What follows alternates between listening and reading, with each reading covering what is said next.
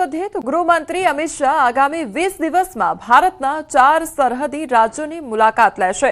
તેઓ રાજસ્થાન, ગુજરાત, ત્રિપુરા અને પશ્ચિમ બંગાળની મુલાકાત લઈને સરહદની સુરક્ષા યોજનાઓની સમીક્ષા કરશે। આગામી 15 જૂનની આસપાસ તેઓ પશ્ચિમ બંગાળ અને ત્રિપુરાની મુલાકાતે જશે। તો પશ્ચિમ બંગાળમાં તેઓ બીએસએફ ચોકીઓની મુલાકાત લેશે અને સરહદી વિસ્તારોમાં ફેન્સિંગના કામની પ્રગતિની સમીક્ષા કરશે।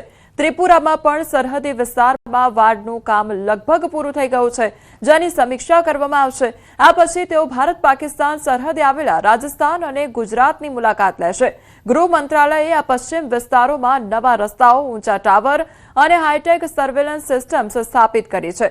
ગૃહમંત્રી આ પ્રોજેક્ટ્સની સમીક્ષા કરશે। એકંદરે આ મુલાકાત દેશની પૂર્વ અને પશ્ચિમ સરહદોની મજબૂતીને લઈને હશે, તો સરહદોમાં અત્યાધુનિક ટેકનોલોજીના ઉપયોગથી દેશની અભેદ સુરક્ષા પર ભાર મૂકવામાં આવશે।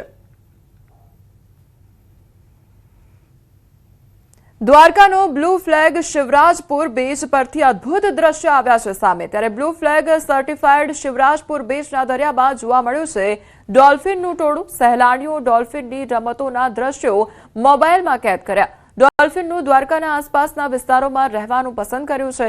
ત્યારે ઓખાના દરિયામાં પણ ડોલ્ફિનનું ટોળું આકર્ષણનું કેન્દ્ર બન્યું હતું। ડોલ્ફિનનું ટોળું કૂદકા મારતા વિડીયો પ્રવાસીઓએ મોબાઈલ ફોનમાં કેદ કર્યા છે। તો બીચ પર ફરવા આવેલા પ્રવાસીઓ માટે આ એક અદ્ભુત ક્ષણ બની। હાલ તો ડોલ્ફિનના ટોળાનો વિડીયો સોશિયલ મીડિયા પર વાયરલ થઈ રહ્યો છે।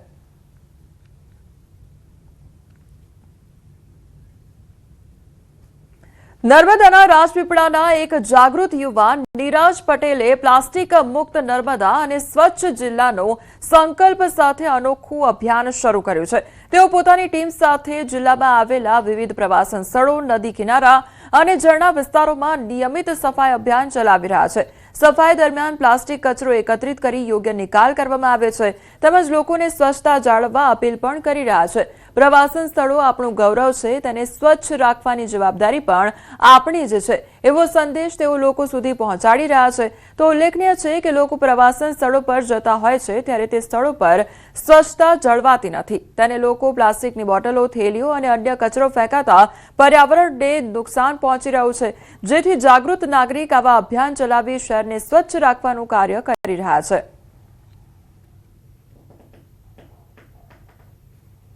જે પણ લોકો આવે છે અહીંયા આગળ એ ખૂબ જ કચરો ફેલાઈ રહ્યા છે। આજકાલ પ્લાસ્ટિક ખૂબ કરી રહ્યા છે, જેને કારણે નદીઓ દૂષિત થઈ રહી છે। અને એ જ મુદ્દે અમે ને અમારી જે ટીમ છે plastic free Narmada, proud riders of Narmada, અને અમને સારો એવો સપોર્ટ મળ્યો હતો નર્મદા જે આપણા હોમગાર્ડની ટીમ છે એમનો પણ સપોર્ટ મળ્યો હતો। એ લોકોના માધ્યમથી અમે ખાસું એવું પ્લાસ્ટિક એકત્ર કર્યું છે અને તમામ જગ્યા અમે સાફ કરેલી છે। તો નર્મદામાં જે નાગરિકો છે તેમના દ્વારા સ્વચ્છતા અભિયાન ચલાવવામાં આવી રહ્યું છે। તો લોકો દ્વારા કચરો આડેધડ ફેંકવામાં ન આવે તેવી લોકોને અપીલ પણ કરવામાં આવી રહી છે। તો વિવિધ પ્રવાસન સ્થળો પર સફાઈ કરવામાં આવતી હોય છે આ લોકો દ્વારા, તો લોકોને સ્વચ્છતા જાળવવા માટે પણ અપીલ કરવામાં આવી રહી છે।